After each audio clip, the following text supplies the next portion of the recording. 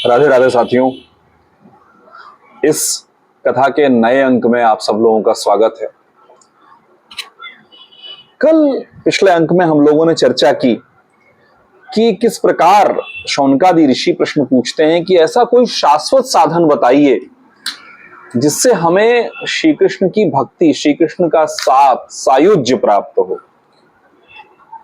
आखिर इस कली काल में जब हर तरफ पाप है, स्वार्थ की रूखी रूखी हवा चल रही है, गर्म हवा चल रही है, वहां पर जीवन में रस कैसे आए, भाव कैसे आए।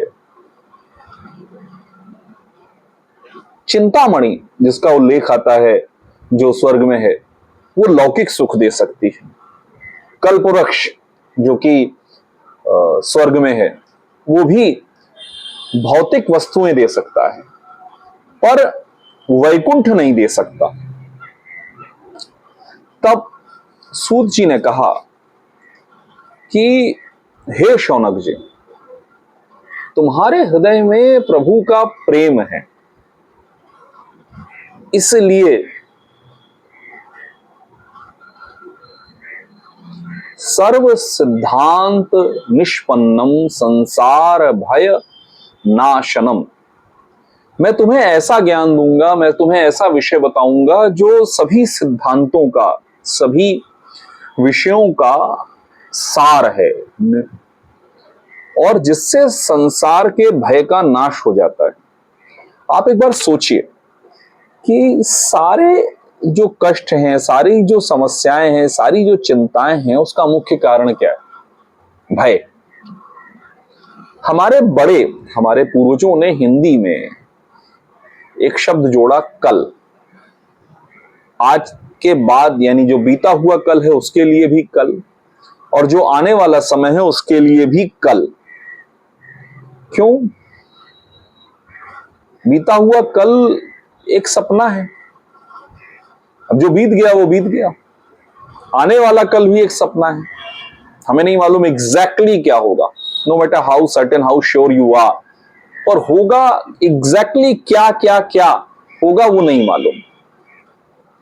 तो हम भय में जीते हैं, या तो बीते हुए समय का भय।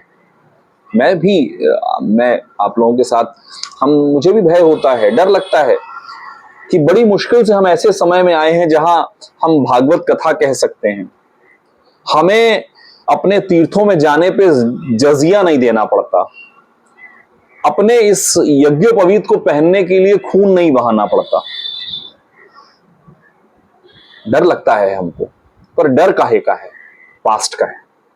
पास्ट में हमने ऐसा समय झेला है, जिया है। आने वाला समय वैसा ना हो,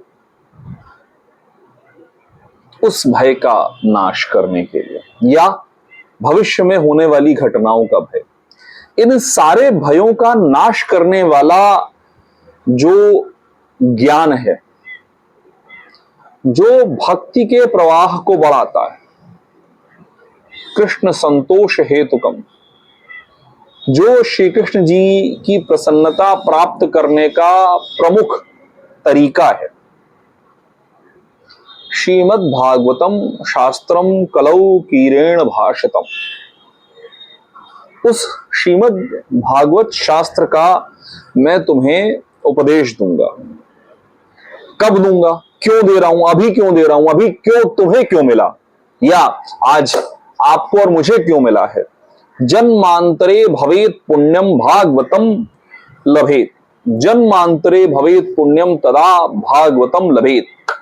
जिसके जन्म जन्मांतर का पुण्य उदित होता है, जिसके पूर्वजों पितरों का आशीर्वाद उस पर फलित होता है, उसे भागवत शास्त्र की प्राप्ति होती है।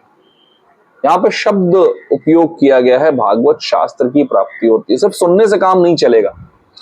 जैसा हम लोग जब इस कथा महात्म को आगे बढ़ाएंगे तो उल्लेख आता है कि धुंधुक की मुक्ति जब हुई तो बाकी सारे श्रोताओं ने कहा कि यार ये क्या बात हो गई भाई, हम बैठे हुए हैं, वो तो हमको दिखा भी नहीं कहां बैठा हुआ है, और आज उसको लेने के लिए नारायण के पार्षद चले आ रहे हैं।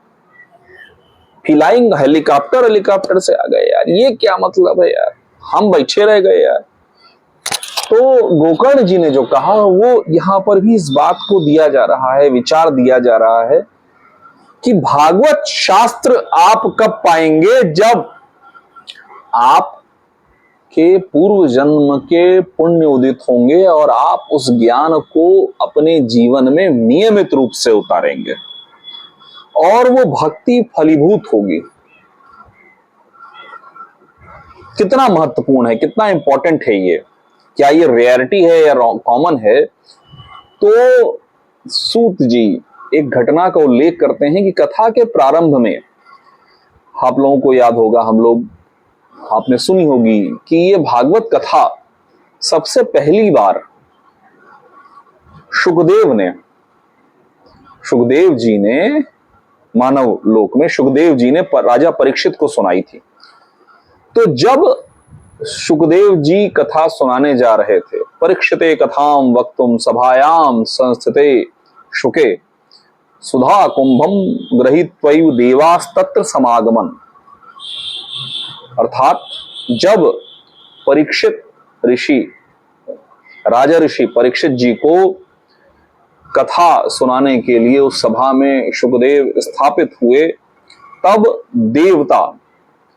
देवता सुधा कुंभ यानी अमृत का कलश लेकर चले आए और उन्होंने क्या कहा, शुकम नत्वा वदन सर्वे स्वकार्य कुशला सुरा कथा सुधाम प्रेक्षस्व गृहीत्वैव सुधामिमाम, यानी उन्होंने कहा कि हे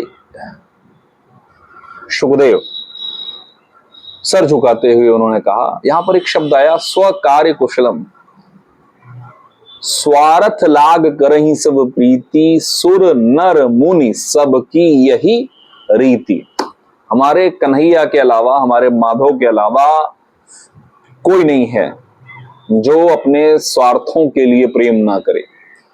तो देवता जो अपने कार्य में कुशल हैं, देवता जो अपना कार्य करवाना जानते हैं, देवता जो नहीं चाहते कि लोग इस जीवन मरण के चक्र से मुक्त हो, इस पुण्य पाप के चक्र से मुक्त हो, शिव सायुज्य, कृष्ण सायुज्य, वैकुंठ प्राप्त करें, राधा कृष्ण का, राधा वल्लभ का संग साथ प्राप्त करें, तो वो पधारे।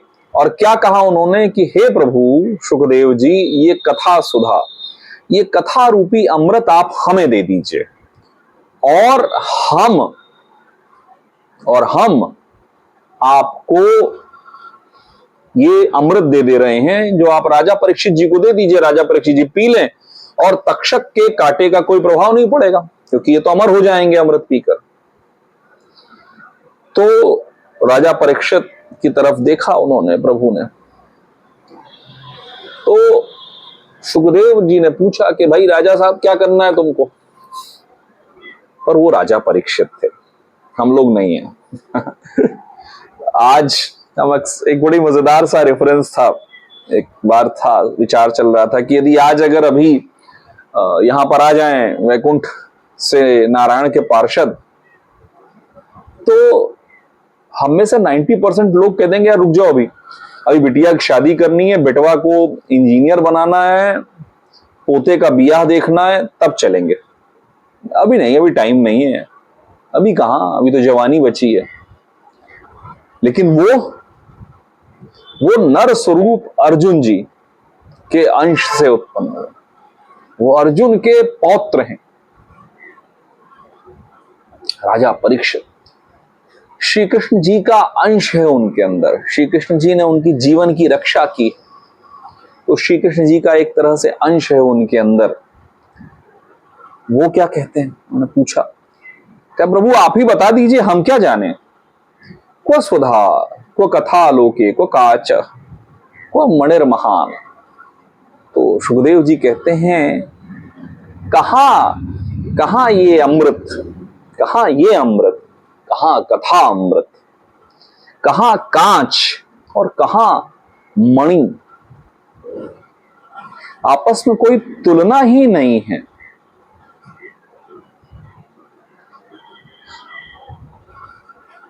ये कथामृत है।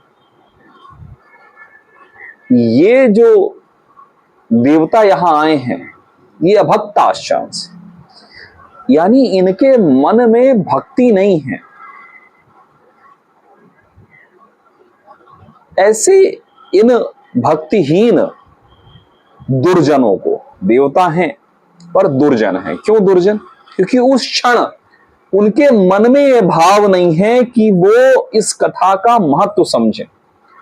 इस कथा में जो जीवन है, जो इस भौतिक जीवन से परे ले जा सकता है, जो हम जब तक जिए उसे संतुष्टि पूर्वक जीने का अवसर दे सकता है, हमें अपने जीवन के अंधकूप से निकलने का अवसर दे सकता है, उस कथा का महत्व ये देवता नहीं समझते। और जब ये कथा का महत्व नहीं समझते, इनके मन में प्रभु की भक्ति नहीं है, तो ऐसे लोगों को मैं कथा का अमृत नहीं दे सकता हूं। ये श्रीमद् भागवती वार्ता सुराणामपि दुर्लभा, ये देवताओं को भी सुलभ नहीं है यदि वो मन के अंदर भक्ति लेकर नहीं आते। इस विषय पर और चर्चा करेंगे साथियों अगले अंक में। सभी को Radhe Radhe, Radhe Krishna. Like, share, subscribe करें और अपना आशीर्वाद मुझ पर बनाए रखें। हर हर महादेव। राधे कृष्ण, राधे राधे। जय भवानी, जय महाकाल।